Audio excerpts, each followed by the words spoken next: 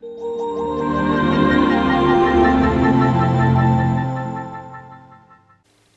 really cute little Technika TV.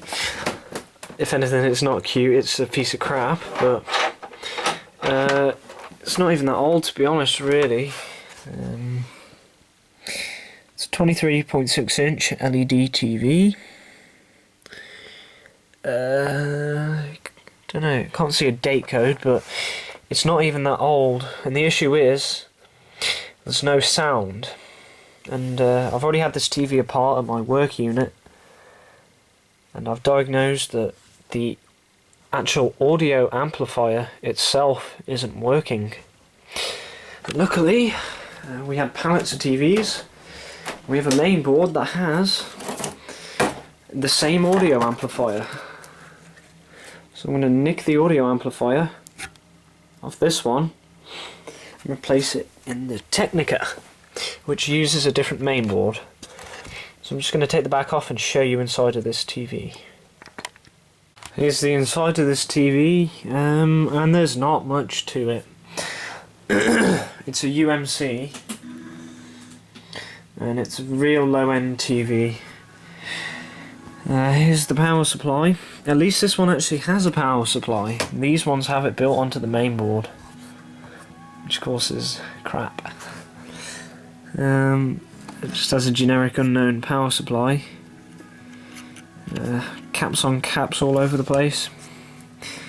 The mainboard is a CV306- or L-P. And these are just basically crap, known for their flash memory going corrupt and everything. But the chip in question is this chip up here, which is the audio amplifier. And this specific one is 1517p audio amplifier. So literally all I'm going to do is, the reason how I verified this as being faulty is it's getting all the drive voltages from the main audio processor, but it's only outputting about 2 volts, maybe even less, or no, 2 millivolts or something. I can't remember what it was, but it was a very low voltage, and that chip isn't working.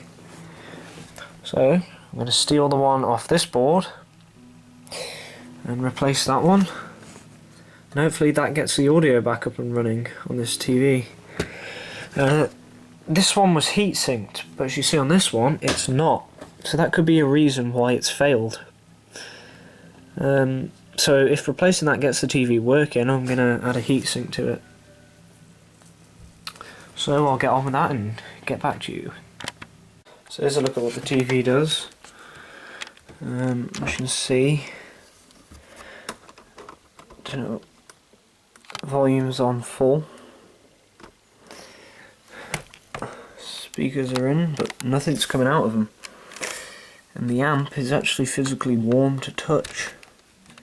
So I think it's shorted.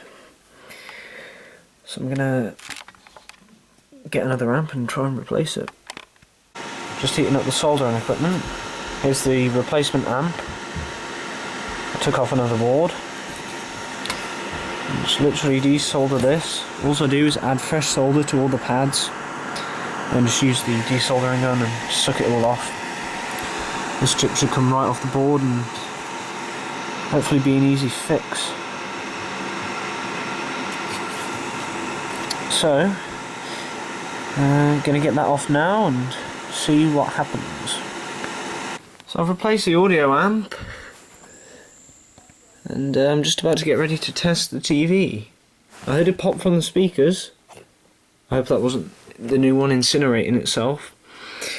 But yeah, replaced that fairly easy. Wasn't that hard to desolder, especially with my amazing equipment. But as I was desoldering this one, the corner fell off. So I'm guessing that amp was blown. I've just got the HDMI plugged in, so I'm going to switch over channels and see if this TV's back to life. Okay, so after replacing that IC, the sound now works.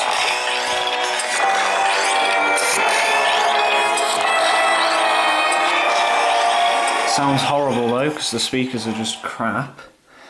So the original IC was blown.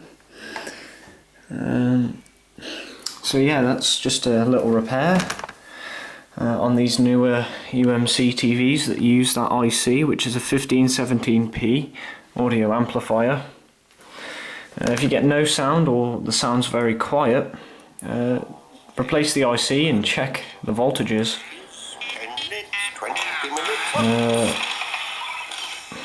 And it's fairly hard to desolder. You do need good soldering experience and equipment to get the old one off. But luckily I had all the tools.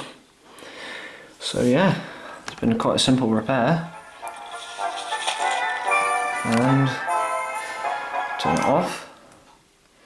And thanks for watching. Hope this helps.